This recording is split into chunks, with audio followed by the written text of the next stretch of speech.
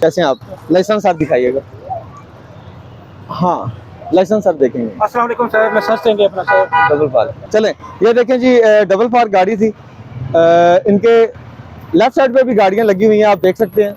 ये मेरान भी इनके लेफ्ट साइड भी है, और वो जो आल्टो है वाइट कलर में, दोनों ही वाइट कलर में है। दोनों ये लेफ्ट साइड पे पार्क हैं, रोड के मिड में ये पार्क किया हुआ, और बिल्कुल इजी रिलैक्स ये बैठे हैं।